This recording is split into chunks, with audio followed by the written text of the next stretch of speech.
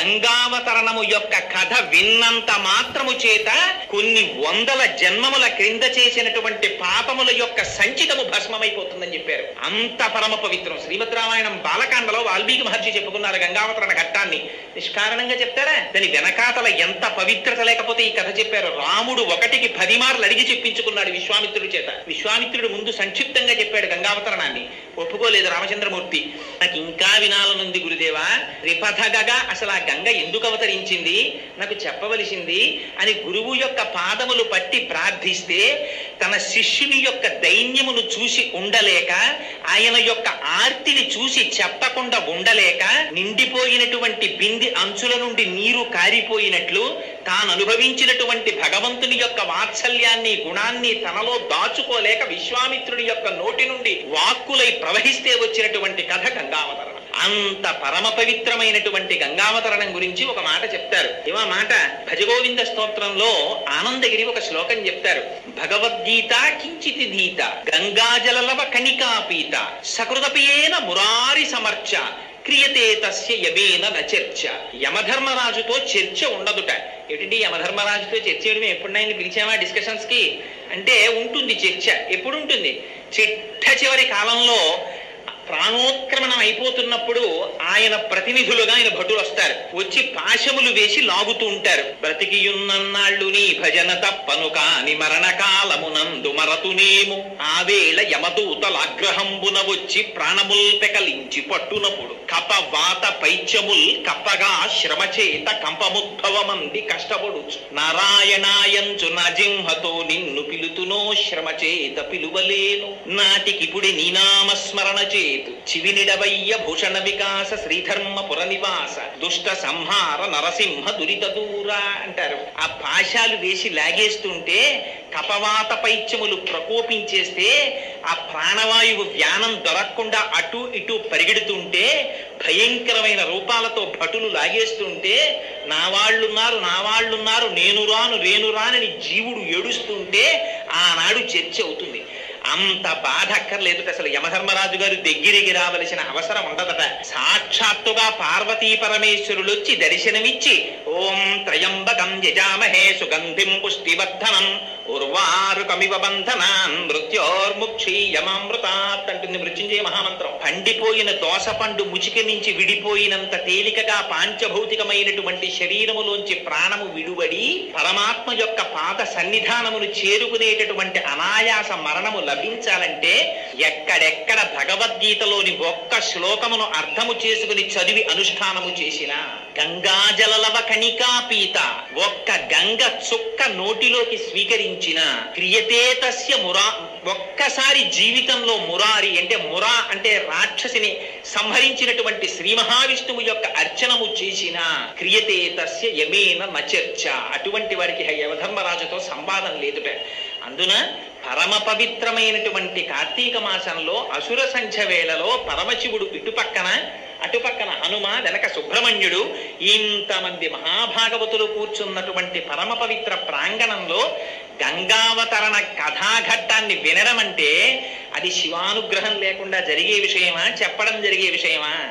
అందున పవిత్ర వృక్షములు అని ఈ మధ్య తిరుమల తిరుపతి దేవస్థానం వాళ్ళు ఒక పుస్తకాన్ని రిలీజ్ చేశారు. ఇలా ఎక్కడైనా రావి చెట్టు వేప చెట్టు ఒకదాని పక్కన ఒకటి నిలబడితే వేప చెట్టు పురుష స్వరూపం, రావి చెట్టు స్త్రీ స్వరూపం. ఈ రెండింటి పక్క నుంచి వచ్చేటటువంటి గాలి చేత సంతానమును పొందడానికి ప్రతిబంధకమైనటువంటి రోగము లోపల ఉన్నట్టయితే అటువంటి రోగమును విరిచెయ్యగలిగినటువంటి ఓషధీతతో కలిగినటువంటి గాలి ఆ కొమ్మల నుంచి వస్తుంది.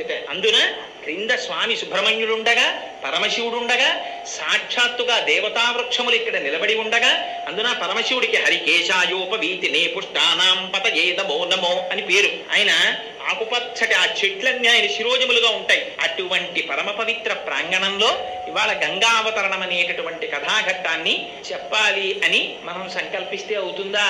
శివానుగ్రహం ఉంటే ఆ స్వామి పలికించుగాక అని ప్రార్థన చేసి, సరే ఇంతకన్నా ఇంట్రడక్షన్లోకి వెళ్తే సమయం అంతా దానికే సరిపోతుంది కనుక ఆ గంగా అవతరణ ఘట్టాన్ని ప్రస్తావన చేసే ప్రయత్నాన్ని చేస్తాను.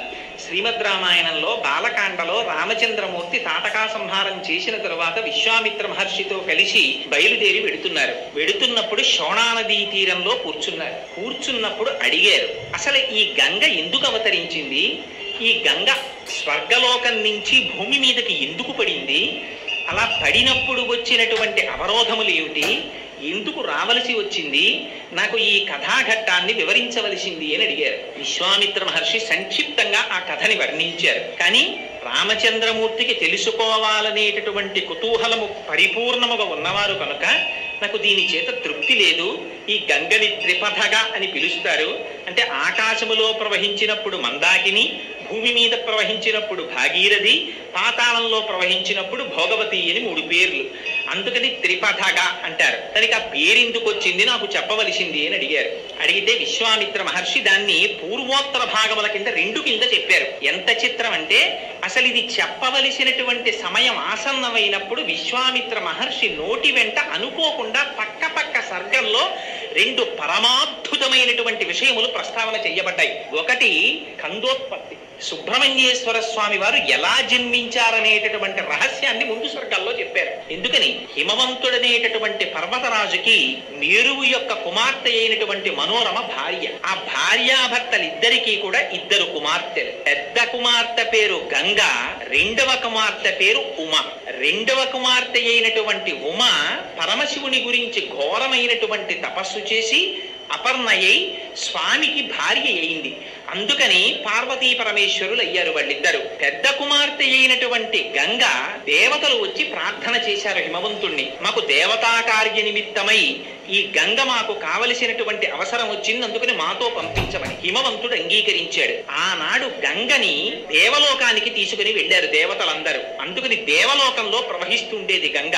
భూమి మీద కాని రసాతలంలో కాని అప్పటికి గంగా నది లేదు. అటువంటి పరిస్థితులలో ఒక విచిత్రమైనటువంటి సమయం ఆసన్నమైంది. అందులో అయోధ్య నగరాన్ని సగరుడనేటటువంటి ఒక మహారాజు పరిపాలిస్తూ ఉండేవారు. ఆయన పేరే సగరుడు. గరం అంటే విషం, విషము లోపల ఉన్నవాడు కాబట్టి సగరుడని పేరు. అదేంటంటే విషం లోపల ఎందుకుంది అంటే ఆ వంశంలో ఒక విచిత్రమైనటువంటి విషయం జరిగింది. అసితుడు అని సగరుని యొక్క తండ్రి. ఆయన హిమాలయ పర్వత ప్రాంతములలో కూర్చుని భృగు మహర్షి యొక్క ఆ ప్రశ్రవణం మీద కూర్చుని తపస్సు చేసుకుంటున్నటువంటి సమయంలో రాజు యొక్క 2 భార్యలు గర్భవతులయ్యారు. కానీ పెద్ద భార్య రెండవ భార్యకి కుమారుడు జన్మించకూడదనేటటువంటి ఆక్రోశంతో విషాన్ని పెట్టింది. ఈ విషయం తెలియనటువంటి ఈ రెండవ భార్య వెళ్ళి భృగు మహర్షి యొక్క పాదముల మీద పడి వేడుకుంది. భృగు మహర్షి త్రికాలవేది కనుక ఆమె కడుపులో పెరుగుతున్నటువంటి పిండములు సంహరించడానికి విషప్రయోగము జరిగిందని గుర్తించి అమ్మాయికి అపారవంతమైన తేజోవంతుడు కీర్తివంతుడు అయినటువంటి కుమారుడు జన్మిస్తాడు. కానీ విషముతో జన్మిస్తాడు కాబట్టి గరముతో కూడినవాడు కనుక సగరుడవుతాడని పేరు పెట్టారు. అదిగో ఆ సగరుడు అయోధ్య నగరాన్ని పరిపాలిస్తున్నాడు. ఆయనకి 2 భార్యలు. మొదటి భార్య పేరు కేశిని. ఆవిడ గొప్ప ధర్మశాస్త్రం తెలుసున్నటువంటి వ్యక్తి, మహాపతివ్రత, సాధ్వి. రెండవ భార్య పేరు సుమతి. ఈవిడ గరుత్మంతుని యొక్క సోదరి అంటారు. ఈ 2 భార్యలలో రెండవ భార్య అయినటువంటి సుమతి అపారమైనటువంటి సౌందర్య రాశి. చాలా జాగ్రత్తగా కథాగమనాన్ని మనం అర్థం చేసుకోవాలి. పెద్ద భార్య ధర్మశాస్త్రమునందు ప్రవీణురాలు, గొప్ప ప్రవర్తన కలిగినది. రెండవ భార్య సౌందర్య రాశి. ఒకరు ధర్మమునకు పెద్దపీట, ఒకరు బాహ్య సౌందర్యమునకు పెద్దపీట. 2 రాజుకి భార్యలు. కానీ అసలు భార్యని స్వీకరించడం అనేటటువంటిది శాస్త్రంలో దేనికి అంటే పుత్ర సంతానమును పొందుట కొరకు. అందుకని సచేల స్నానం చేస్తారు. రఘువంశంలో కాళిదాస మహాకవి చెప్తారు, రఘు మహారాజు గారు భార్యతో కలిసి ఎందుకు జీవితం చేశారు అంటే కుమారుణ్ణి పొందుట కొరకు అన్నారు. అందుకని అటువంటి పుత్ర సంతానమును పొందుట కొరకు 2 భార్యలను స్వీకరించినప్పటికీ కూడా సగర చక్రవర్తికి సంతానం కలగలేదు. కొంతకాలం యవ్వనం గడుస్తున్నంతసేపు భార్యలతోడి వ్యామోహముతో కూడిన జీవితము జరిగిపోతుంది. కానీ కొంతకాలము గడిచిన తరువాత అదే కాలము మార్పు తీసుకొస్తుంది. అందుకే వ్యాస భగవానుడు దేవీ భాగవతంలో అంటాడు, కాలోహి బలవాన్ కర్త సతతం సుఖదుఃఖయోహో నరాణాం పరతంత్రాణం పుణ్య పాపానుయోగత. కాలం చాలా బలవత్తరమైనటువంటిది. అదే పుణ్యపాపాలకు ఫలితాన్ని ఇస్తుంది. ఇవాళ సంతోషంగా ఉంటుంది, వేరొక రోజున ఇవాళ చాలా సంతోషంగా ఉంటుందని నిద్రలేస్తాడు, చాలా దుఃఖంతో నడుస్తుంది. ఈవిడ ఎలా ఎందుకు నడుస్తుంది? నరాణం పరతంత్రాణం, మనం చెయ్యగలిగినది ఏం లేదు. కాలోహి బలవాన్ కర్త, కాలం నడిపిస్తుంది. ఆ కాలచక్ర పరిభ్రమణంలో సగర చక్రవర్తికి ఆర్తి కలిగింది. అయ్యో నాకు బిడ్డలు కలగలేదు, నా వంశం నిలబట్టం లేదు, రాజ్యాన్ని నా తదనంతరం పరిపాలన చేసేవాడు ఎవరు అని. ఆనాడు ఏదైనా ఇబ్బంది వస్తే వెంటనే రాజులు చేసినటువంటి పని పరమేశ్వరుని యొక్క పాదములు పట్టుకునేవారు, పెద్దలైనటువంటి మహర్షుల యొక్క పాదములు పట్టి పూజ చేసేవారు. అందుకని వెంటనే హిమవత్ పర్వతానికి చేరుకున్నాడు. అక్కడ భృగు ప్రశ్రవణము అనేటటువంటి ఒక పర్వతం మీద కూర్చుని అపారమైనటువంటి తపస్సు చేశాడు 100 సంవత్సరములు. భృగు మహర్షి గొప్ప ధర్మవేత్త. ఆయన ప్రీతి చెందారు. ప్రీతి చెంది మహారాజు గారి దగ్గరికి వచ్చి అడిగారు, సగత నీకు అపారమైనటువంటి తేజస్సు కీర్తి కలగాలని ఆశీర్వచనం చేస్తున్నాను. దీనితో పాటుగా నీ ఇరువురు భార్యలలో ఒకరికి వంశకరుడైన కుమారుడు జన్మిస్తాడు. ఆ మాటలు చూడండి ఎలా ప్రయోగిస్తారో. ఒకరికి వంశకరుడైన కుమారుడు. వంశకరుడంటే వాడి వలన వంశము వంశము వంశము వంశము నడుస్తుంది అలా ముందుకి. కొడుకులు కొడుకులకి కొడుకులు కొడుకులకి కొడుకులు, మనవలు మనవలకి మునిమనవలు, అలా నడుస్తూ వెడుతుంటుంది. అది చూడాలి తండ్రి. అలా ఎంత మందిని చూస్తే అది మహదైశ్వర్యం. తండ్రికి మహదైశ్వర్యం ఏది అంటే తన వంశము యొక్క ఉన్నతిని తాను చూసుకోవడం. అందుకని నీకు వంశకరుడైనటువంటి కుమారుడు ఒక భార్యకి జన్మిస్తాడు. మహోత్సాహవంతులైనటువంటి 60,000 మంది కుమారులు ఒక భార్యకి జన్మిస్తారు. అంతే చెప్పాడు భృగువు. కానీ ఆర్తి పెరిగిపోయింది ఇద్దరు భార్యలకి. ఎవరికి 60,000 మంది కుమారులు పుడతారు, ఎవరికి వంశకరుడైన కుమారుడు పుడతాడని ఇద్దరు గభాలన లేచి అడిగారు భృగువుని, మహానుభావ మాలో ఎవరికి వంశకరుడైన కుమారుడు జన్మిస్తాడు, ఎవరికి 60,000 మంది సంతానం జన్మిస్తారు? ఆయన ధర్మవేత్త, ఆయన ఎందుకు నిర్ణయం చెయ్యాలి? ఆయన అన్నారు, మీలో ఎవరు ఏది కోరుకుంటే అలా జన్మిస్తారన్నారు. అందుకని పెద్ద భార్య ధర్మము తెలిసినదన్నారు, రెండవ భార్య సౌందర్యవతి అన్నారు. చూడండి, ఎక్కడెక్కడ ఏ మాట ఎలా పెట్టాలో, పేరు ఎలా పెట్టాలో కూడా మనకి నేర్పుతారు మహర్షులు. కోసలరాజు కూతురు కాబట్టి కౌసల్య, కేకయ్య రాజు కూతురు కాబట్టి కైకేయి దశరథ మహారాజు గారికి. మరి సుమిత్రకి తండ్రి లేడా? ఉన్నారు కదా రాజుగారు, ఆయన తండ్రి పేరు ఎందుకు పెట్టరు? ఆవిడ తండ్రి పేరు పెట్టరు. మిత్రుడు అని అందరినీ పిలవకూడదు. ఏమండి వీరు మా మిత్రులండి అనకూడదు, ఎవరిని పడితే వారిని. వీరు మా స్నేహితులండి అని చెప్పాలి. మిత్రుడు అని చాలా తక్కువ మందినే చెప్పాలి. ఎవరు మిత్రుడు? మితము నుండి ఋతమునకు ఎవరు తీసుకుని వెడతారో, మనతో పాటే తిరుగుతూ, మనతో పాటు ఉంటూ, మనతో పాటుగా సహజీవనము చేస్తూ, ఇది జీవితము కాదని పరమేశ్వరుని యొక్క పాదములు పొందడమే మానవ జీవితమునకు చేయమని తన నడువడి చేత మనకి నేర్పుతూ, తన మాటల చేత మనకి ఎవరు తీర్చిదిద్దుతారో వాడు మాత్రమే మిత్రుడు, మిగిలిన వాళ్ళు స్నేహితులు. అంతే శాస్త్రం. శాసనాత్ శంసనాత్ ఇది శాస్త్రం.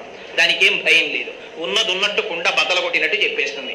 అందుకని అటువంటి మిత్రధర్మాన్ని నిర్వర్తించినది కనుక దశరథ మహారాజు గారికి సుమిత్ర. ఆవిడ అందుకే ఎప్పుడెప్పుడు ధర్మం అవసరమో అప్పుడప్పుడు సుమిత్ర మాట్లాడుతుంది రామాయణంలో. రామాయణంలో సుమిత్ర మాట్లాడింది అంటే మీరు ఆ శ్లోకాన్ని మళ్ళీ ఓసారి చదవాలని గుర్తు. ఆ పేర్లు పెట్టడంలో అలా పెట్టేవారు పూర్వం. అందుకని పెద్ద భార్యని భృగువుని అడిగింది ఆవిడ. ఏమని? స్వామి, మునేస్తు వచనం శ్రుత్వా కేశినీ రఘునందన పుత్రం వంశకరం రామ జగ్రాహన్ నృపసన్నిధౌ అన్నారు రామాయణంలో. ఆవిడ భృగువుని ప్రార్థన చేసిందిట, నాకు వంశకరుడైనటువంటి కుమారుడు కావాలి అని అడిగింది. ఎందుకు వస్తుంది భార్య భర్త చెయ్యి పట్టి? ఆయన యొక్క వంశమును ఉద్ధరించుట కొరకు. ఇవాళ రేపు తెలిసి తెలియనటువంటి అగత్యంతో కూడిన మాటలు చాలా మంది నోటి వెంట వస్తాయి. రామాయణం ఇతర పురాణాలు ఎర్రశిరాతో అండర్లైన్ చేసి చెప్పే ఇలాంటి తప్పుడు మాటలు మాట్లాడకూడదని. పెళ్లి జరుగుతుంటుంది, ఎవరైనా పెద్దవాళ్ళు కొత్తగా పెళ్ళైన వధూవరులు వచ్చి నమస్కారం చేస్తే అక్షతలు వేసి శీఘ్రమేవ సుపుత్రాప్రాప్తిరస్తు అన్నారనుకోండి, ఆ కన్యాదాత గారి తండ్రి శకున పక్షిలా అక్కడే ఉండో మాట అంటాడు. ఇప్పుడే పిల్లలు ఎందుకండి, వాళ్ళని సంతోషంగా గడపనివ్వండి అంటాడు. ఆ తరువాత అదే తండ్రి వచ్చి కనపడ్డ ప్రతివాడి కాళ్ళు పట్టుకుంటాడు. ఏం చేస్తే మా అమ్మాయికి పిల్లలు పుడతారండి, ఏం చేస్తే మా అబ్బాయికి పిల్లలు పుడతారండి అనకూడని మాట నోటి వెంట రాకూడదు. ఏ మాట ఎందుకో తెలుసుకుని బ్రతకాలి. స్త్రీ పురుషుని యొక్క జీవితంలో ప్రవేశించేది దేని కొరకు? వంశాన్ని మార్చుకుని ఇంటి పేరు మార్చుకుని గోత్రాన్ని మార్చుకుని వేరొక పురుషుడి చెయ్యి పట్టుకుని ఆ ఇంటికి ఎందుకు ఎడుతోంది? ఆ వంశాన్ని ఉద్ధరించుట కొరకు. అది ఆశీర్వచనం. అందుకే పెద్దలైన వారు లేచి వచ్చి విరగనటువంటి నడుము కలిగిన అక్షతలు చేతపట్టి ఆశీర్వచనం చేస్తున్నప్పుడు శ్రద్ధాభక్తులతో ఔదల తాల్చి అంగీకరించాలి. చేత కాకపోతే మౌనంగా ఉండాలి. లేనిపోని మాటలు మధ్యలో మాట్లాడకూడదు. అందుకని ఆవిడ ధర్మం తెలిసున్నది కనుక అడిగింది. నాకు పుత్రం వంశకరం రామ జగ్రాహం నృపసన్నిధౌ, నాకు వంశకరుడైన కుమారుడు కావాలని అడిగింది. భర్త గారి కీర్తి నిలబెట్టడానికి. రెండవ భార్య అయినటువంటి సుమతి భృగు మహర్షిని ప్రార్థన చేసింది. నాకు షష్ఠి పుత్ర సహస్రాణి, ఎటువంటి పుత్రులు కావాలి? 60,000 మంది పిల్లలు కావాలి నాకు. వాళ్ళు ఎటువంటి వాళ్ళు? మహోత్సాహం కీర్తిమతో జగ్రాహ సుమతి సుతాం, 60,000 మంది మహా ఉత్సాహవంతులైనటువంటి కొడుకులు కావాలని. ఇవన్నీ నేను ఇంకా లోపలికి వ్యాఖ్యానం చేస్తే కొందరి మనస్సులు బాధపడతాయి. అందుకని నేను చెప్పట్లేదు కానండి, కొంచెం జాగ్రత్తగా అర్థం చేసుకోవాలి ఆ శ్లోకాన్ని. మహోత్సాహులైన పిల్లలు 60,000 మంది కావాలి. అలాగేనన్నారు మహర్షి. విడతీశారు. సంతానం అంటే ఎలా ఉంటుందో చూపించారు. ఇంటికి వెళ్ళిపోయారు రాజ్యానికి. చాలా సంతోషంగా ఉన్నాడు సగరుడు. భార్యలిద్దరూ గర్భాన్ని దాల్చారు. పెద్ద భార్య అయినటువంటి కేశినికి ఒక కుమారుడు జన్మించాడు. ఆయనని అసమంజసుడు అని పేరెట్టారు. ఆ పేరు చూడండి, అసమంజసంగా ఉందండి మీరు చెప్పింది అంటాం. ఆయన పేరు అసమంజసుడు. రెండవ భార్య అయినటువంటి సుమతికి ఒక మాంసఖండం పుట్టింది. దాంట్లో 60,000 మంది చిన్న చిన్న పిల్లలు వచ్చారు. అందులోంచి ఋషి వాక్యం ఎక్కడికి పోతుంది? దీక్ష తీసుకున్నవాడు, నిత్య తపస్వి, ఎల్లకాలముల యందు మంత్రార్థమును లోపల తిప్పుతూ ఉండేటటువంటి స్వభావం ఉన్నవాడు, త్రికాల సంధ్యావేది, వేదం చదువుకున్నవాడు, నిరంతరం వేదాన్ని పలుకుతూ ఉండేవాడు. అటువంటి వారి నోటి వెంటొచ్చినటువంటి మాట సత్యం అవుతుంది. వాళ్ళు సత్యం చెప్పడం కాదు, వాళ్ళు చెప్పినది సత్యం అవుతుంది. శంకర భగవత్పాదుల సౌందర్యలహరిలో జపో జల్ప శిల్పం సకలమపి ముద్రా విరచన అని వర్ణిస్తారు ఆ శ్లోకంలో. అందుచేత మహర్షి చెప్పారు, అదే జరిగింది. 60,000 మంది పిల్లలు ఒక మాంసఖండంలోంచి వచ్చారు. వాళ్ళు మరీ చిన్నవాళ్ళు, ఎలా బ్రతుకుతారని ఇప్పుడు మనం అంటున్నామే, ఏదో పిల్లలందరినీ తీసుకెళ్లారండి ప్రిమిచ్యూర్డ్ బర్త్, అందుకని ఏదో ఆ గదిలో పెట్టారు పెంచారని మనం అంటామే. ఆ ప్రక్రియ అంతా రామాయణంలో చెప్పారు. ఈ 60,000 మంది పిల్లల్ని తీసుకెళ్లి నీటి భాండములలో పెట్టారు. పెట్టి ఆ పిల్లల్ని పెంచారు. దాదులు పెంచితే 60,000 మంది పెద్దవాళ్ళు అయ్యారు. ఇటు అసమంజసుడు పెద్దవాడయ్యాడు. ఈ 60,000 మంది పిల్లలు మహోత్సాహులయ్యారు. వాళ్ళకి ఏమిటి? అన్నింటికీ ఉత్సాహమే. ఇది చెయ్యడమా చేయకపోవడమా వివేకం కాదు. ఇలా అనేటప్పటికీ ఉత్సాహం అంతే, చేసేయడమే. ప్రతిదానికి ఉద్రేకమే. అటువంటి స్వభావం. దాంతో వీళ్ళు మహోత్సాహం కీర్తిమతో జగ్రాహ సుమతి సుతాం, అటువంటి పిల్లలు పుట్టారు. అందుకని ఇటుపక్క అసమంజసుడు పెద్దవాడయ్యాడు. పేరే అసమంజసుడు కదండి, ఆయనకి యోగ దృష్టి ఉంది. తర్వాత చెప్తారు రామాయణంలో దాన్ని. ఆ అసమంజసుడికి ఒక విచిత్రమైన లక్షణం ఉండేది. పిల్లలందరినీ పిలిచేవాడు రాజ్యంలో ఉన్న వాళ్ళని. పురే రండిరా, మనందరం సరయూ నది ఒడ్డుకెళ్ళి ఆడుకుందాం అనేవాడు. ఆ పిల్లలందరూ పాపం ఈ అసమంజసుడి వెనకాతల వెళ్ళేవారు. పెడితే ఈ పిల్లలందరినీ ఆ నదిలో తోసేసి వాళ్ళ మీదకెక్కి తొక్కి చంపేసేవాడు. వాళ్ళు ఊపిరి ఆడక చచ్చిపోయేవారు. సంతోషపడిపోయి ఇంటికి వచ్చేసేవాడు. ఇది చూశారు చాలా కాలం ప్రజలు. వెళ్ళి రాజుగారికి చెప్పారు, అయ్యా మీ కుమారుడు చేసినటువంటి అకృత్యము వలన మా పిల్లలు ఎందరో సరయూ నదిలో మరణిస్తున్నారు. ఇది శగర చక్రవర్తి అంటే. లేకపోతే మహర్షుల చేత చెప్పబడవు ఆ చరిత్రలు. ఇతరులకి ఎటువంటి శిక్షో తన కుమారుడికి అటువంటి శిక్ష. అట్లా రాజ్యములో ఉండేటటువంటి ప్రజలకి ఉపద్రవాన్ని తీసుకొస్తూ ప్రవర్తిస్తున్నాడు కనుక ఏవం పాప సమాచార సజ్జన ప్రతిపాదక పౌరాణామహితో ముక్తో పుత్రో నిర్వాసిత పురాన్ అన్నారు. వెంటనే రాజ్య బహిష్కారం విధించాడు సగరుడు. నువ్వు రాజ్యంలోంచి వెళ్ళిపో అరణ్యాలకన్నాడు. వెళ్ళిపోయాడు అసమంజసుడు. ఆయనకొక కుమారుడు ఉన్నాడు. వంశకరుణ్ణి కదండి కోరుకుంది మరి. అందుకని అంశుమంతుడు. ఆ అసమంజసుని యొక్క కుమారుడి పేరు అంశుమంతుడు. ఆ అంశుమంతుడు మాత్రం సగర చక్రవర్తి దగ్గర ఉండిపోయాడు. అసమంజసుడు అరణ్యములకు వెళ్ళిపోయాడు. చాలా కాలం అయిపోయింది, పెద్దవాడైపోయాడు సగర చక్రవర్తి. ఆయనకి అశ్వమేధ యాగం చెయ్యాలనిపించింది. ఏదైనా చెయ్యాలి అని అనిపించగానే ఎక్కడ పడితే అక్కడ చేసేయకూడదు. అందుకే మనకి శాస్త్రం జాగ్రత్తగా చెప్తుంది. వాడు చేసేది పొద్దున్నే పూజ కూర్చుంటాడు, వాడింట్లోనేగా రోజు చేస్తున్నది కాదేంటి, కుదరదు. అపవిత్ర పవిత్రో వా సర్వావస్థ అంగతోపివా ఎస్మరేత్ పుండరీకాక్షం సబాహ్యాభ్యంతర శుచి. నీళ్లు తీసి చల్లుకోవలసిందే. అయ్యా లోపల బయట అంతా శుచియగుగాక. అదేంటండి మా ఆవిడ తుడిచింది కదా గది, కుదరదు. అశౌచం ఉంది, దాన్ని నువ్వు మంత్రంతో మాత్రమే విరవగలవు. మా ఇంట్లో భూతాలు ప్రేతాలు రావండి, హనుమవి పెద్ద పెద్ద విగ్రహాలు పెట్టాం, కుదరదు. ఉత్తిష్టంతు భూత పిశాచాః ఏతే భూమి భారకాః చెప్పవలసిందే, దాంతో పాటు వస్తాయి. అందుకని శాస్త్రం అలాగే మాట్లాడింది. అందుచేత వంశకరుడైనటువంటి కొడుకు కనుక అంశుమంతుడు ఉన్నాడు. ఆ అంశుమంతుడితో అశ్వమేధ యాగం చేయాలంటే ఎక్కడ చెయ్యాలని ఆలోచించాడు. ఎక్కడ పడితే ఎక్కడ, ఏది పడితే అది చెయ్యడం కుదరదు.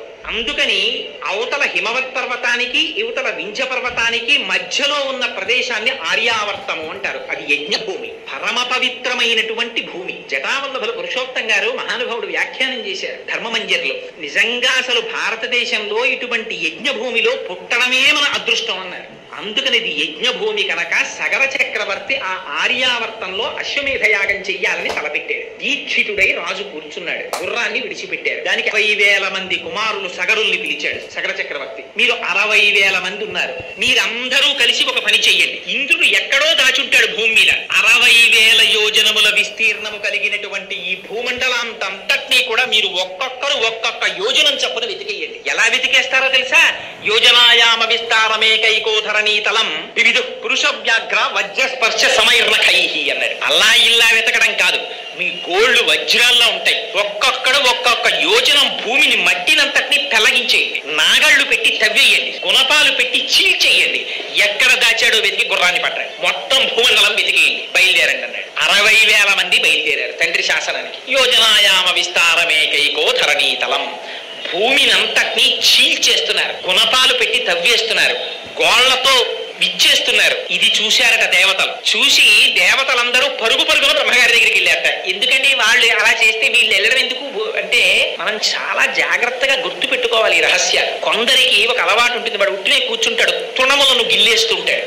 ఇలా కూర్చుంటాడు, అక్కడే ఉన్న గడ్డి పరకల్ని తుప్పేస్తుంటాడు. ఒక్కొక్కడు మాట్లాడుతుంటాడు, అక్కడ ఉన్న కొమ్మ వంచి ఆకు తుంపేస్తాడు, ఒకడు మొగ్గ తుంపేస్తాడు. దానికి ఏమీ శాస్త్రంలో నిషిద్ధం, అనవసరంగా ఏదీ చేయకూడదు. 60,000 మంది 60,000 యోజనముల భూమిని నిష్కారణంగా దున్నేసి తీసేస్తున్నారు భూమిని. అందుకని వెళ్ళారు వాళ్ళు. భూమి యొక్క స్థితి మారిపోతుంది. ఎంతమంది వెళ్ళారట? 12 మంది ఆదిత్యులు వెళ్ళారు, ఏకాదశ రుద్రులు వెళ్ళారు. 12, 11, 23, 23 దాంతో పాటుగా అష్ట వసువులు వెళ్ళారు. 23, 8, 31 2 అశ్వినీ దేవతలు వెళ్ళారు. 33, ఆ 33 కోట్ల దేవతలు. అంటే మొత్తం దేవతాగణాలన్నీ వెళ్ళాయి. ఇది మనం చాలా జాగ్రత్తగా జ్ఞాపకం పెట్టుకోవలసిన మాట. ఎందుకంటే ఇంతలా రాయడం అసలు అంటే, పోతన గారు భాగవతంలో మాట అంటారు, పరహితము చేయునెవ్వడు పరమహితుండగును భూత పంచకమునకున్ పరహితమే పరమధర్మము పరహితునకు నెదురు లేదు పర్వేందుముఖి.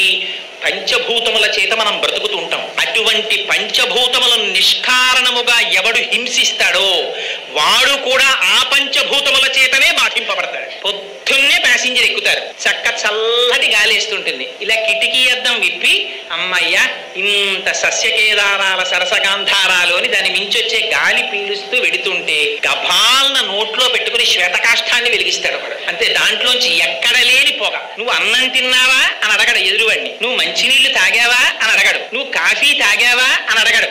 ఇక్కడ మాత్రం పంక్తి లోపం ఉండదు, పెట్టె తీసి చేతి ముందు ఎడతారు. వాడు కూడా నియమభేదం లేకుండా గబగబా వాడు కాలుస్తాడు. కానీ నీ వెనక కూర్చున్నవాడి పరిస్థితి, పసిపిల్లలు ఉన్నారు, తల్లులు ఉన్నారు, ఆడవాళ్ళు ఉన్నారు, పొద్దున్నే కడుపులో తిప్పితే బాధపడేవాడు ఉన్నాడు. నీ నోట్లోకి పీల్చి నువ్వు వదిలిన ఎంగిలి గాలి వాడు పీల్చాలా?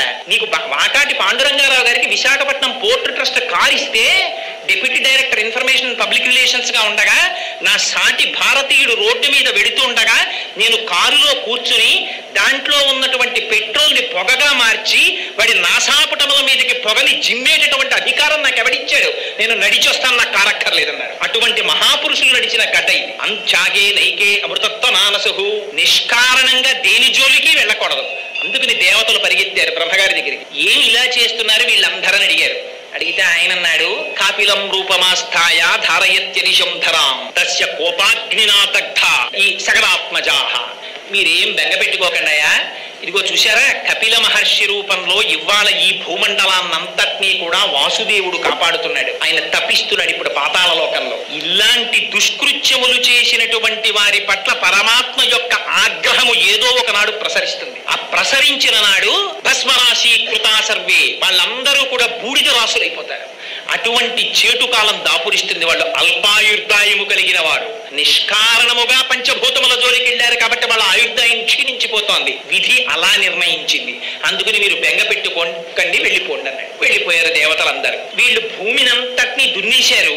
తండ్రి గారి దగ్గరికి పరిగెత్తారు. నాన్నగారు 60,000 యోజనముల భూమండలాన్నంతటినీ కూడా వజ్రస్పర్శ సమయుర్ణకై గోళ్లతో చీల్చేశాం. ఎక్కడా గుర్రం కనపడలేదు.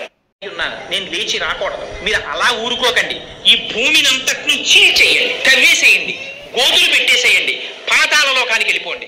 ఆ రసాతలంలో ఎక్కడో దాచి ఉంచాడు ఇంద్రుడు ఈ గుర్రాన్ని, అక్కడి నుంచి తీసుకురండి అన్నాడు. అలాగేనన్నారు. మళ్ళీ బయలుదేరారు.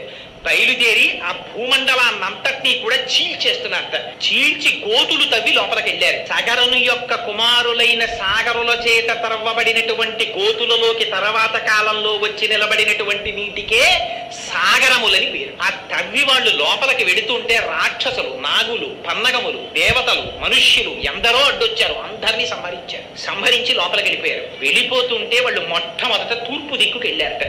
తూర్పు దిక్కుకు వెళ్ళేసరికి అక్కడ విరూపాక్షం అని ఒక బ్రహ్మాండమైనటువంటి ఏనుగు కనపడింది. ఆ విరూపాక్షం అనేటటువంటి ఏనుగు ధారయంతం మహీతలం, అది తన కుంభస్థలం మీద పెట్టుకుని తూర్పు దిక్కునున్నటువంటి భూమినంతటి మోస్తుంటుంది.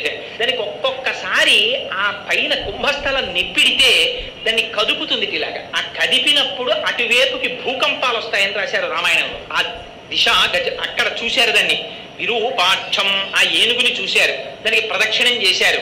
అటువైపు నుంచి తిరిగారు. తిరిగి దక్షిణ దిక్కుకు వచ్చారు. ఆ దక్షిణ దిక్కుకు వచ్చేటప్పటికీ అక్కడ సుమహత్ పర్వతోపమా, అక్కడ ఇంకొక ఏనుగు కనపడింది. దాని పేరు ఆ మహాపద్మం. దాని పేరు మహాపద్మము అన్నారు. మహాపద్మం మహాత్మానం సుమహత్ పర్వతోపమా. ఆ ఏనుగు కూడా దక్షిణ దిక్కున ఉండేటటువంటి భూమిని తల మీద భరిస్తోంది. దానికి ప్రదక్షిణం చేశారు. అక్కడి నుంచి తిరిగారు. పశ్చిమ దిక్కుకు వచ్చారు. వచ్చేటప్పటికి సౌమనసం అనేటటువంటి ఇంకొక ఏనుగు కనపడింది. దానికి ప్రదక్షిణం చేశారు. దానికి నమస్కారం చేశారు. అది కూడా ధారయంతం మహీమిమాం, భూమండలాన్నంతటినీ మోస్తోంది. అక్కడి నుంచి ఉత్తర దిక్కుకు వచ్చారు. భద్రం అని ఇంకొక ఏనుగు కనపడింది. భద్రం భద్రేన వపుషో ధారయంతం మహీమిమాం, అది కూడా భూమిని మోస్తోంది 4 దిక్కుల. ఉత్తర దిక్కునున్నటువంటి ఏనుగు దగ్గరికి వచ్చారు. అక్కడా కనపడలేదు గుర్రం. పాతాళ లోకానికి చుట్టూ చూసేశారు. ఈశాన్య దిక్కుకు వెళ్ళారు. ఈశాన్య దిక్కున తపోవనంలో కపిల మహర్షి కూర్చుని తపస్సు చేసుకుంటున్నారు. అక్కడ చూశారు. అక్కడ వీళ్ళకి వాళ్ళ యాగాశ్వం కనపడింది గడ్డి మేస్తూ. ఆయన అంతర్ముఖుడై తపస్సు చేసుకుంటున్నాడు. ఈశాన సర్వ విద్యానాం ఈశ్వర సర్వభూతానాం బ్రహ్మాధిపతిర్బ్రహ్మణోధిపతిర్ బ్రహ్మాస్తివో మే అస్తు సదాశివోం. ఆ మహర్షిని మహర్షిగా అర్థం చేసుకుని ఉంటే సగరుల యొక్క వంశం పండిపోయి ఉండేది. కానీ వాళ్ళు అనుకున్నారు ఇదే మహాత్ముల పట్ల ప్రవర్తించకూడని రీతిలో ప్రవర్తించడం అంటే ఇది. అక్కడ కపిల మహర్షి ఉన్నారు, తపస్సు చేసుకుంటున్నారు. ఈ పక్కనే గడ్డి తింటూ యాగాశ్వం కనపడింది. అంటే కపిల మహర్షే యాగాశ్వాన్ని అపహరించి తెచ్చారనుకున్నారు. ఏమిటి మనకి నేర్పుతోంది రామాయణం? నీ ఇన్ఫరెన్స్లు, నీకొచ్చిన తెలివితేటలు, నీ కంక్లూజన్స్ మహాత్ముల పట్ల పూర్తి చెయ్యకు. నీకేదో కొంత జ్ఞానం ఉందని, మరి ఎక్కడో కనపడ్డారని వెంటనే వారికి పేరు పెట్టేసి వారికి ఏదో తేడాగా నిర్ణయాలు చేసేసి నువ్వు తీర్పులు చెప్పకు. లేనిపోని ఉపద్రవాలు వస్తాయి. చూశారు కపిల మహర్షిని చూసి ఈయనే యాగాశ్వం ఎత్తుకొచ్చాడు అనుకున్నారు. అనుకుని చేతిలో పెద్ద పెద్ద గుణపాలు పట్టుకున్నారు, నాగళ్ళు పట్టుకున్నారు. ఆ చేతులతోటి దుర్మార్గుడు ఈ కపిల మహర్షిని హింసించండి అని చెప్పి ఆయన మీదకెళ్ళి పడిపోదామని పరిగెడుతున్నారు 60,000 మంది. చూశారు. శ్రుత్వాతు వచనం తేషాం కపిలో రఘునందన రోషేన మహతావిష్టో హుంకారమకరోత్తద తస్య కోపాగ్నినా దగ్ధా భవిష్యంతి నృపాత్మజాః. ఆయన భస్మరాశి కృతా సర్వే సాగు కాకుచ్చ సకరాత్మజాః. ఆయన వెంటనే చేతిలో ఆయుధం పట్టుకోలేదట కపిల మహర్షి. మహాతపస్సు కలిగినటువంటి వారి లక్షణం అలా ఉంటుంది. ఆయన మొహం ఎర్రపడిందిట. ఏమిట్రా 60,000 మంది నేను గుర్రాన్ని ఎత్తుకొచ్చానని నా మీదకి వస్తున్నారా అని చూశారట. రోషేన మహతావిష్టో, మొహం రోషం పుంజుకున్నారట. హుంకారమకరోత్తదా, హాయ్ అని పెద్ద హుంకారం చేశారట. సుందరకాండలో చెప్తారు, ప్రమమాధోరసాకాంక్షి కీచిత్తస్య నినాదేన తత్రైవ పతితా భువి. హనుమ ఒక్క పెద్ద నాదం చేశారంటే 10,000 మంది రాక్షసులు చచ్చిపోయారు. అలా ఒక్కసారి హుంకారం చేశారు కపిల మహర్షి. చేసేసరికి ఈ 60,000 మంది సగరులు కూడా బూడిద రాశులై పడిపోయారు. పడిపోయేటప్పటికీ ఆశ్చర్యపోయారు అందరూ. కపిల మహర్షి యొక్క తేజస్సు నుంచి ఉద్భవించినటువంటి కోపాగ్ని చేత కాలి బూడిదైపోయారు. ఈ వార్త ఎంతో కాలం నుంచి ఎదురు చూస్తున్నారు. ఈ సగరులు తిరిగి వస్తారు, గుర్రాన్ని పట్టుకొస్తారని. వీళ్ళు రారు, అక్కడ యజ్ఞం పూర్తవదు. చూశాడు సగరుడు, మళ్ళీ పిలిచాడు అంశుమంతుడిని. ఈ మాట నువ్వెళ్ళు పాతాళానికి, కానీ ఒకటి జాగ్రత్త, వెళ్ళేటప్పుడు నీకు విరోధులైన వారు ఉంటారు కాబట్టి ఖడ్గాన్ని, బాణాలని, ధనస్సుని పట్టుకుని బయలుదేరు. పూజనీయులైనటువంటి వ్యక్తులు కనపడినప్పుడు మాత్రం వారిని పూజించి నమస్కరించి మాత్రమే వెళ్ళు. ఎవరిని పడితే వారిని వేధించి మాత్రం ప్రయాణించకని చెప్పాడు. బయలుదేరి తన ముందు తన తండ్రులైనటువంటి సగరులు ఎలా వెళ్ళారో అలాగే రసాతలానికి బయలుదేరాడు. సరే, మొట్టమొదట కనపడింది ఆ విరూపాక్షం అనేటటువంటి ఏనుగు కనపడింది. ప్రదక్షిణం చేసి నమస్కారం చేశాడు. చెయ్యగానే ఆ విరూపాక్షం ఆశీర్వచనం చేసింది. అక్కడ నుంచి దక్షిణ దిక్కుకొచ్చాడు సగరుల్లాగే. అక్కడికొచ్చి అక్కడ ఉన్నటువంటి ఆ మహాపద్మం అనేటటువంటి ఏనుగుకి ప్రదక్షిణం చేసి నమస్కారం చేశాడు. అదే ఆశీర్వచనం చేసింది. ఆ తర్వాత మిగిలిన ఏనుగులకి నమస్కారం చేశాడు. ఈశాన్య దిక్కుకు వెళ్ళాడు. కపిల మహర్షి ఆశ్రమం కనపడింది, గుర్రం కనపడింది. వెంటనే ఒక నమస్కారం చేశాడు. చేసి ఆ గుర్రాన్ని తీసుకొద్దామని దగ్గరికి వెళ్ళాడు. 60,000 మంది యొక్క భస్మరాశులు కనబడ్డాయి. వల ఏడిచాడు. అయ్యయ్యో, నా తండ్రులు 60,000 మంది బూడిదైపోయారు. వీళ్ళకి ఉత్తరగతులు లేవు. ఎందుకని? క్రోధాగ్ని చేత సంహరింపబడ్డారు. అందుకని ఊర్ధలోకాలు లేవు, ఇటు అధోలోకాలు లేవు. ఆ మధ్యలో అంతరిక్షంలో ఎక్కడో వేలాడుతూ ఉంటారు. వీళ్ళకి ఉత్తమ గతులు కల్పించాలి. ఎందుకు ఈ మాట? రామాయణంలో కొన్ని తరాల వరకు తప్పించారు దీనికోసం. ఎందుకో తెలుసా అండి? కొడుకై పుట్టినటువంటి వాడి లక్షణము తండ్రి గారి దగ్గర డబ్బట్టుకుపోవడం, తండ్రి గారి ఆస్తి పంచుకోవడం కాదు. మరి ఏమిటి కొడుకు యొక్క లక్షణము? తండ్రికి ఉత్తమ గతులు కల్పించుట, తను కొడుకై పుట్టినందుకు. అందుకని కొడుకు, అటువంటి వాడికే పుత్రుడని పేరు. అందుకని చూశాడు, అయ్యో మా తండ్రులకు నేను ఎలా ఉత్తమ గతులు కల్పిస్తానని బాధపడ్డాడు. అని గబగబా వెళ్ళి అక్కడ నీళ్లు కనపడలేదు, తర్పణలు ఇవ్వాలి. పరిగెత్తుకెళ్ళి నీళ్లు తెద్దామని వెడుతున్నాడు. అక్కడి నుంచి వెంటనే ఒక్కసారి మేనమామ గారైనటువంటి గరుత్మంతుడు మాట్లాడాడు కనపడి. అయ్యో నాయనా, వీళ్ళు మరణించినటువంటిది సామాన్యమైనటువంటి దోషం చేత మరణించలేదు, మహానుభావుడైన కపిల మహర్షి యొక్క ఆగ్రహం చేత మరణించారు. వీళ్ళకి సామాన్య జలాలతో తర్పణ కుదరదు. హిమవంతుని యొక్క పెద్ద కుమార్తె అయిన గంగమ్మ తల్లిని తీసుకొచ్చి ఆ గంగా జలాలతో వీళ్ళకి తర్పణ ఇవ్వాలి. ఆ గంగ వీళ్ళ భస్మరాశుల మించి ప్రవహించాలి. అప్పుడు వీళ్ళకి ఉత్తమ గతులు వస్తాయి. అప్పటి వరకు రావన్నాడు. చూశాడు, విన్నాడు. ఒక్క సుపర్ణ వచనం శ్రుత్వా సోంశుమాన్ అతివీర్యవాన్ త్వరితం హయమాధాయ పునరాయాన్ మహాయశాహ అన్నారు. ఆ గుర్రాన్ని తీసుకుని బాధపడుతూ వచ్చి సగర చక్రవర్తికి వార్త చెప్పి యజ్ఞాన్ని పూర్తి చేశాడు. సగర చక్రవర్తి విశ్వ ప్రయత్నం చేశారు తన కుమారులకి ఉత్తమ గతులు కల్పిద్దామని. కానీ పెద్దవాడైపోయాడు, శరీరాన్ని విడిచిపెట్టేశాడు. ఆ తరువాత అంశుమంతుడు రాజయ్యాడు. మీరు ఒక్క విషయం జ్ఞాపకం పెట్టుకోవాలి. రామాయణంలో వంశంలో వీళ్ళందరూ రాజులైనప్పుడల్లా ఇదే చెప్తుంటారు మహర్షి. వీళ్ళందరికీ ఏమిటి కోరికంటే గంగ తీసుకురావాలి ఆకాశంలోంచి. అంశుమంతుడు రాజయ్యాడు. ఎలాగైనా గంగని తీసుకొచ్చి మా పితరుల్ని ఉద్ధరించాలనుకున్నాడు. కానీ ఆయన తపస్సు చేయలేకపోయాడు, గంగని తేలేకపోయాడు, శరీరాన్ని విడిచిపెట్టేశాడు. దిలీపుడు రాజయ్యాడు. దిలీపుడు, అబ్బో దిలీప మహర్షి సామాన్యుడు కాడు, రఘువంశంలో వర్ణిస్తారు. సరే, ఇప్పుడు మనకు అది ఎందుకు కానంటే ఆ దిలీప మహారాజు గారు కూడా తేలేకపోయాడు. ఆ తర్వాత భగీరథుడు రాజు అయ్యాడు. ఆ భగీరథుడు రాజు అవుతూనే నా పితృదేవతల్ని ఎలా రక్షించుకోవాలి, వాళ్ళని ఎలా ఉద్ధరించాలి అని ఆలోచించాట. ఆలోచించి మహానుభావుడు బ్రహ్మగారి గురించి తపస్సు మొదలుపెట్టాడు. ఎవరికి ఏ సమస్య వచ్చినా మొట్టమొదట బ్రహ్మగారి గురించి తపస్సు చేస్తాడు. నేను అప్పుడప్పుడు అంటూ ఉంటాను, ఆయన కన్సల్టెంట్ ఫిజిషియన్ లాంటి వాడు అని. అందుకని ఆయనతోనే మొట్టమొదటి తపస్సు ప్రారంభం. ఆయన తపస్సు కూడా ఎలా చేశాడో తెలుసా అండి? భగీరథుడు బ్రహ్మగారి గురించి ఇలా తపస్సు చేశాడండి, బ్రహ్మగారు ప్రత్యక్షమైపోయారండి అలా ఏం చెప్పలేదు రామాయణంలో. చతుర్ముఖ బ్రహ్మగారిని సాకారముగా ఈ కన్నులతో దర్శనం చెయ్యడానికి, తన పితృదేవతల్ని ఉద్ధరించడానికి భగీరథుడు ఎంత ప్రయత్నం చేశాడో చూడండి. ఇవాళ సంవత్సరానికి ఒక్క రోజు తండ్రికి తద్దినం పెట్టడానికి మనకి టైం ఉండట్లేదు. మనం రామాయణానికి వారసులం, సిగ్గుపడాలి మనం నిజంగా. ఆ భగీరథుడు ఎంత తపస్సు చేశాడంటే ఊర్ధ్వబాహు పంచతప అని, ఊర్ధ్వబాహు పంచతప మాసాహారో జితేంద్రియ దస్యవర్ష సహస్రాణి ఘోరే తపసి తిష్ఠిత అన్నారు. ఆయన మామూలుగా తపస్సు చేయలేదట. ఊర్ధ్వబాహు, 2 చేతులు పైకెత్తి ఇలా పెట్టేట. 10 నిమిషాలు పెడితే గోడలు నిప్పెడతాయి మనకి. అలా పెట్టి ఉండిపోయేట ఊర్ధ్వబాహు. పోనీ అలా ఉండడం కాదుట, పంచతప, శరీరాన్ని ఎంత సూషింపజేశాడంటే 4 పక్కల అగ్నిహోత్రాన్ని పెట్టుకున్నట్ట. కన్నులు ముయ్యకుండా సూర్య భగవాను అలా చూస్తూ ఉండేవట. ఎంత క్లేశం చూడండి నిజంగా. ఊర్ధ్వబాహు పంచతప మాసాహారో పోనీ ఇలా ఉండడానికి ఏమంటే కాళ్ళు ఎప్పటికైనా బి కాంప్లెక్స్ మాత్రలు వేసుకోవడం, ఆ ఛాంబర్ ఏసీ చేసుకోవడం ఇలాంటివేం లేవు. అలా ఉన్నప్పుడు మాంసాహారం నెలకొక్కసారి మాత్రమే ఆహారం తినేవట. ఇది కూడా పోనీ ఇంత బాధపడుతున్నాడని ఇక్కడ గోడను ఎప్పెడుతోందని తెలియడం, కళ్ళల్లోంచి నీళ్లు వస్తున్నాయని తెలియడం ఇవేం కాదుట. జితేంద్రియ. ఆ మాటలు చూడండి, వాల్మీకి మహర్షి వేసినవి.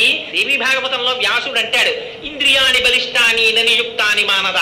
ఏమిటో నువ్వు ఇన్ని కబుర్లు చెప్తావు, అక్కడికి వెళ్ళిపోయానండి, ఇక్కడికి వెళ్ళిపోయానండి, వచ్చేసానండి, ఇచ్చేసానండి అని చెప్తావు. ఏది నీ కన్ను చూడకూడదన్నదాన్ని చూడకుండా ఆపు చూస్తాను, చూడలేవు. ఇంద్రియాని బలిష్టాని నియుక్తాని మానద. భ్రమన్ సర్వతీర్థేషు స్నాత్వా స్నాత్వా పునః పునః నిర్మలన్న మనోయావత్ తావత్ సర్వం నిరర్థకం అంటాడు. ఎందుకురా ఎన్ని తీర్థాలు తిరిగితే ఏం సుఖంరా? నీ మనస్సును నువ్వు నిగ్రహించలేకపోతున్నావు. లోకములన్నయున్ గెలిచినాడ ఇంద్రియానీకము చిత్తమున్ గెలువనేరవు. నిన్ను నిబద్దు చేయు భీషణ శత్రులార్వుల ప్రభిన్నుల చేసిన ప్రాణికోటిలో నీకు విరోధి లేడపడు నేర్పున చూడుము ధనవేశ్వర అంటాడు ప్రహ్లాదుడు హిరణ్యకశిపుడితో భాగవతంలో.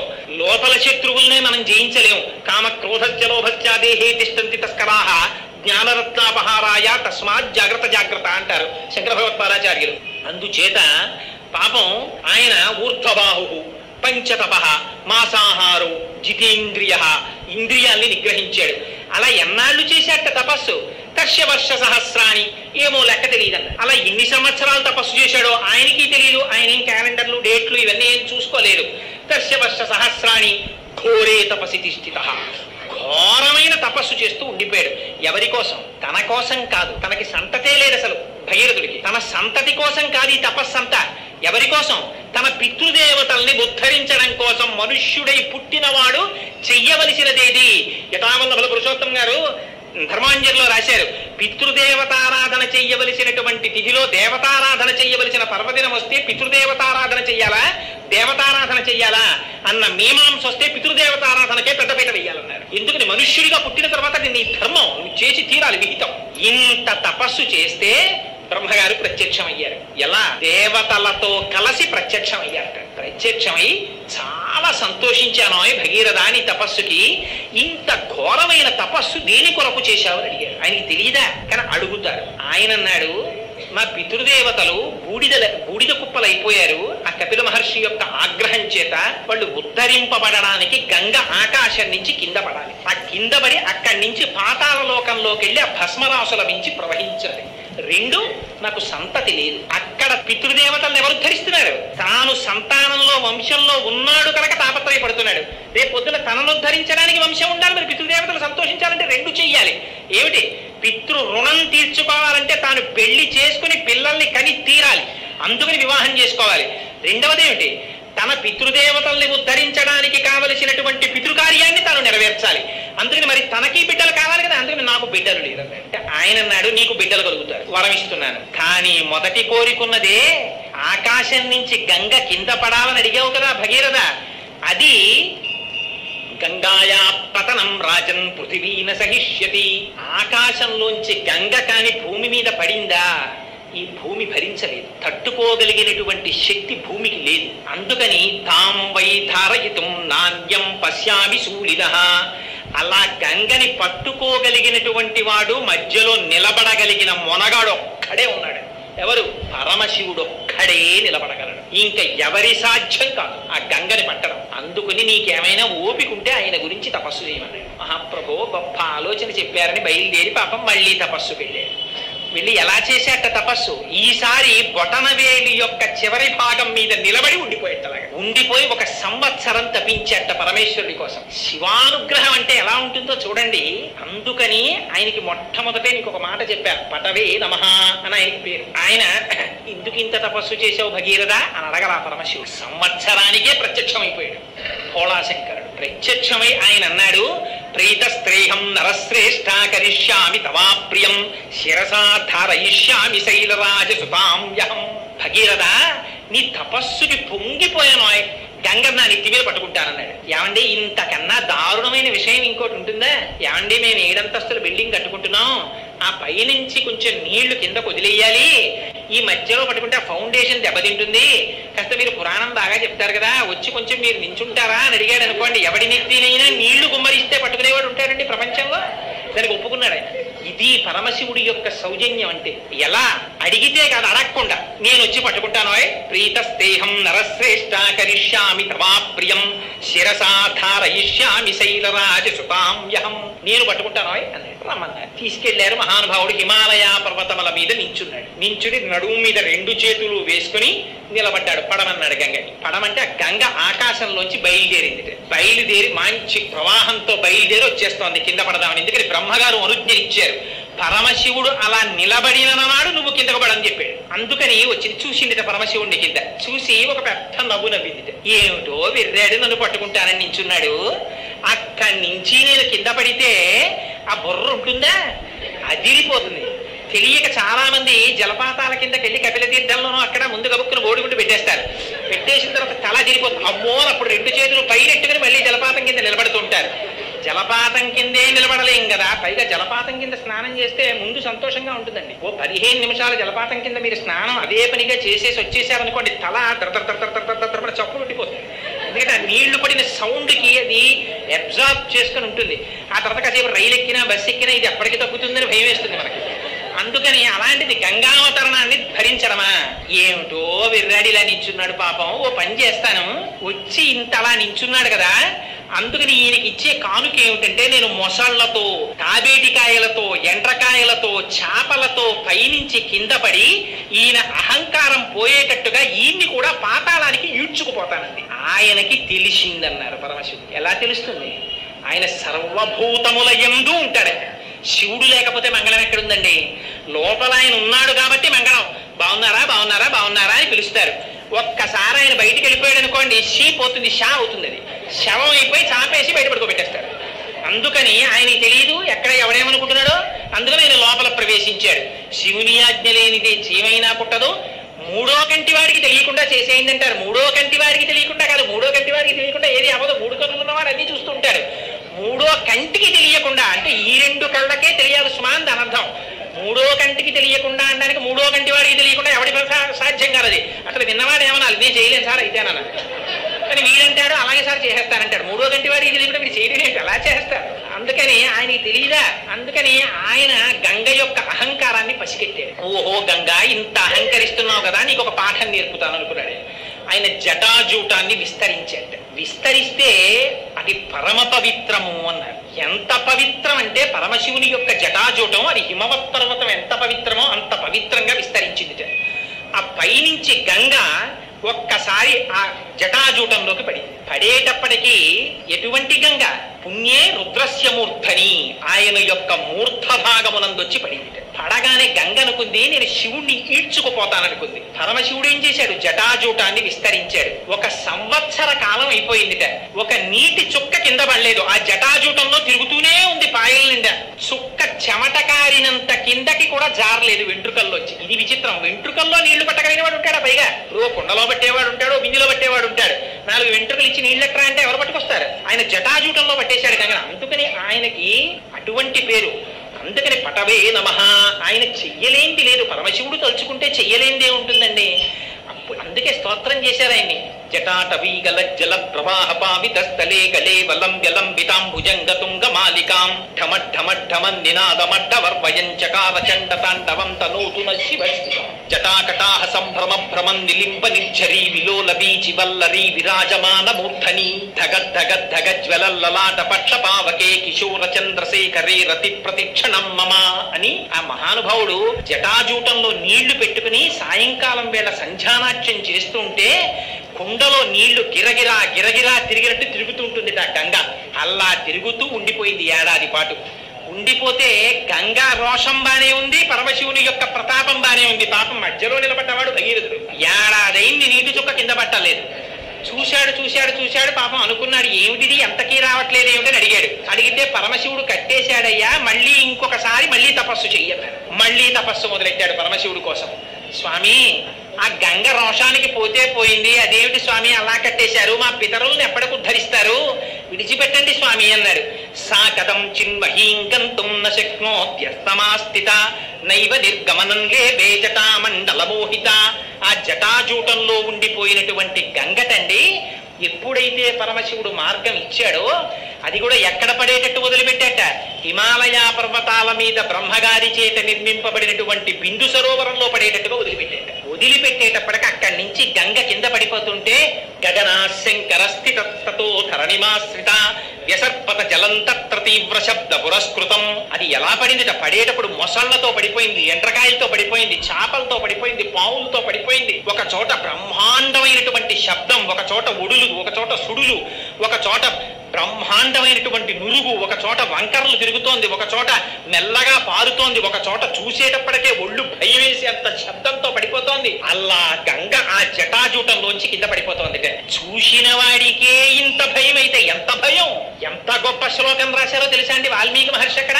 తత్ర దేవా సగంధర్వా వసుధా తలవాసినః భవాంగపతితంతో యం పవిత్ర విధిపస్పృశు.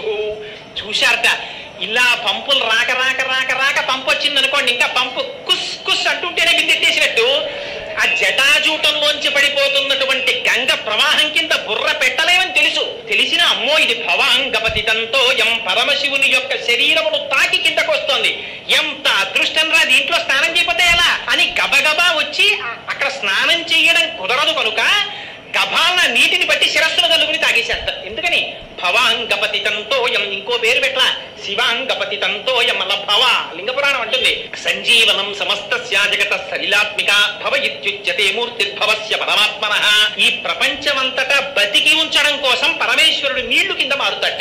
అందుకే ఆ నీళ్ళంత విచిత్రం. మీరు హైడ్రోజన్ చూడండి కాల్చేస్తుంది, ఆక్సిజన్ చూడండి కాల్చేస్తుంది. ఈ హైడ్రోజన్ 2 పాళ్ళు, ఆక్సిజన్ 1 పాళ్ళు తీసుకురండి నీరైపోతుంది. 2 కాల్చేవి కలిపి నీరెలా అయింది? ఇది పరమేశ్వర శాసనం అంటే. అలా ఆ గంగ పడిపోతుంటే వాళ్ళందరూ మహాపాపాలు చేసి ఊర్ధ్వలోకాల నుంచి కింద పడిపోయిన వాళ్ళందరూ గబగబా వెళ్లి గంగలో స్నానం చేశారట.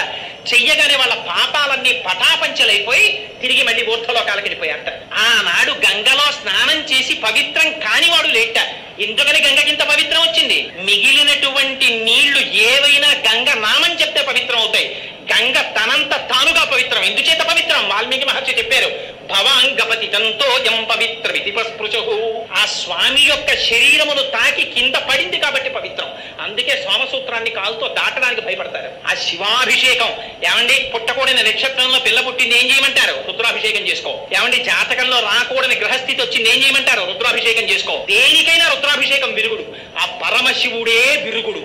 ఆయన ఒక్కడే త్రిశూలం పట్టుకుని నిలబడితే ఆయన శాసనాన్ని కాదనగలిగినటువంటి వాడు లేడు చరాచర ప్రపంచంలో.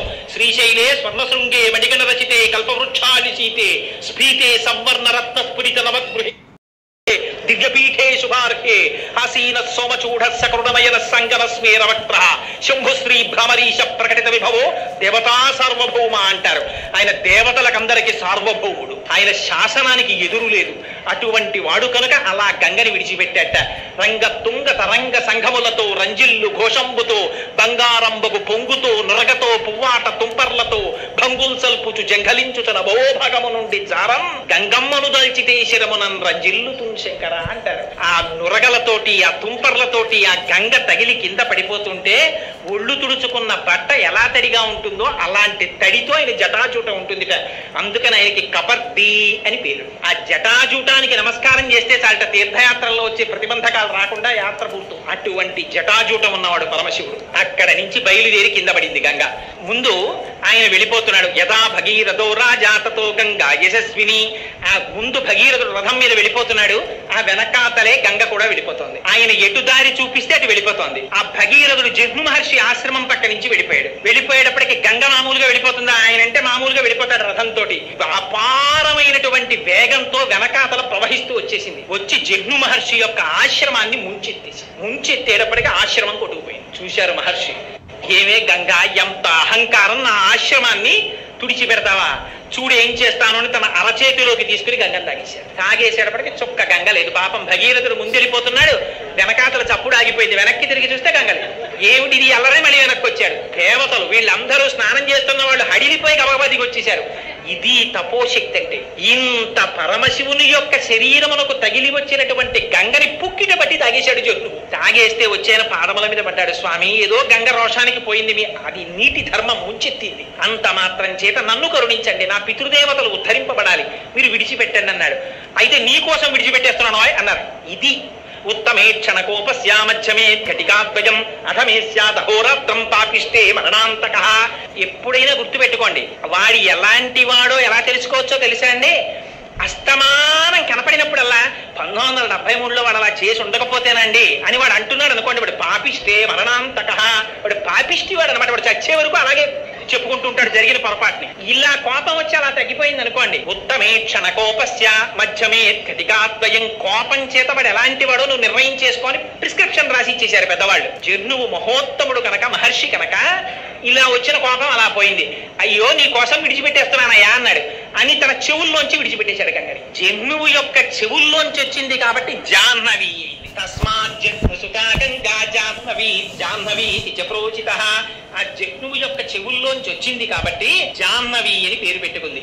పెట్టుకుని మళ్ళీ భగీరథ రథానుగా, భగీరథుడు ఎటువైపు నడిస్తే అటువైపు ఆ రథాన్ని అనుసరించి వెళ్ళిపోయింది. చిట్ట చివర పాతాళ లోకానికి వెళ్ళింది. వెళ్ళి ఒక్కసారి అక్కడ ఉన్నటువంటి 60,000 మంది సగరుల యొక్క భస్మరాశుల నుంచి ప్రవహించింది. వెంటనే వాళ్ళందరికీ ఉత్తమ గతులు కలిగాయని మనకెలా తెలుసు అంటే భస్మస్యథా ప్లుతే రామ అని వెంటనే అక్కడికి చతుర్ముఖుడైనటువంటి బ్రహ్మగారు ప్రత్యక్షమయ్యారు. రాజాన నిదమబ్రవీత్. ఆ భగీరథుడితో ఈ మాట చెప్పారు. ఏమని? భగీరథ, నువ్వు చేసినటువంటి ప్రయత్నం చేత ఇవాళ గంగ ఆకాశంలోంచి కింద పడి ప్రవహించి నీ పితృదేవతలైనటువంటి ఈ సగరులను 60,000 మందిని ఉద్ధరించింది. వాళ్ళు స్వర్గలోకానికి వెళ్ళారు. ఈ సాగరములలో నీరు ఎంతకాలం ఉంటుందో అంతకాలము నీ పితృదేవతలు స్వర్గలోకంలో ఉంటారు. నీకు వరం ఇస్తున్నాను. అంతేకాదు, ఇంతకు ముందు ఆకాశంలో ప్రవహించినటువంటి గంగకి మందాకిని అని పేరు. ఆ తర్వాత హిమాలయ పర్వతముల మీద పడి భూమి మీద ప్రవహించినటువంటి గంగకి నువ్వు కష్టపడి తెచ్చావు కనుక నీ పేరు మీద భాగీరథి అని పేరు. అది పాతాళ లోకానికి వెళ్ళినప్పుడు భోగవతి అని పేరు.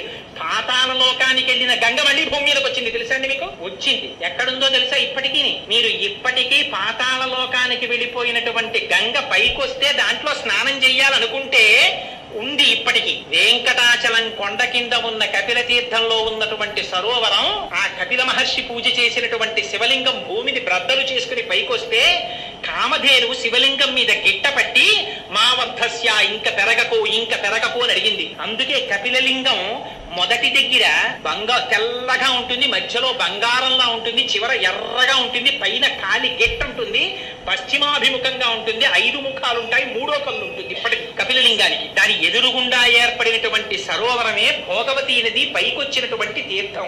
ఇప్పటికీ కార్తీక మాసంలో పౌర్ణమి రోజున మిట్ట మధ్యాహ్నం 12 గంటల వేళ 10 నిమిషాల పాటు ఈ బ్రహ్మాండములలో ఉన్న సమస్త తీర్థములు వచ్చి అక్కడ పుష్కరిణిలో చేరుతాయి. అక్కడ స్నానం చేస్తే వాళ్ళకున్నటువంటి పాపరాశి అంతా ధ్వంసం అయిపోతుంది. ఇప్పటికీ అందుకే ఆశ్వీజ మాసంలో కపిలేశ్వరంలో కపిలలింగానికి అన్నాభిషేకం చేస్తారు. 450 కిలోల అన్నం వండి నమక చమకాలు చెప్తూ అన్నంతో అభిషేకం చేసి అన్నలింగం పెడతారు. ఆ లింగం మీద మళ్ళీ అన్నలింగం పెడతారు. 3 గంటలకే ఆ లింగాన్ని తీసి పుష్కరిణిలో నిమజ్జనం చేస్తారు. చేసి కూరగాయలు, పెద్ద పెద్ద ఆనపకాయలు, పొట్లకాయలు, కాకరకాయలు, ఇవన్నీ కాయలుగా ఉడికించేస్తారు.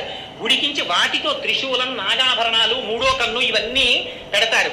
పెట్టి చిట్ట చివర సాయంకాలం ప్రదోష వేళలో ఈ అన్నలింగాన్ని దర్శనమిస్తారు. అన్నలింగాన్ని దర్శనం చెయ్యొచ్చు. అప్పుడు ఆ అన్నలింగం మీద ఉన్న అన్నాన్ని ఉన్న కాయగూరల్లో కొంత భాగాన్ని కలిపి వచ్చిన వాళ్ళ చేతిలో ప్రసాదంగా ఇస్తారు. అటువంటి అన్న ప్రసాదం ఎవరు తింటారో వాళ్ళకి రాబోయేటటువంటి ఎన్ని జన్మలున్నాయో అన్ని జన్మలలో వాడికి అన్నమునందు ఆర్తి ఉండదు, వాడికి దరిద్రం ఉండదు.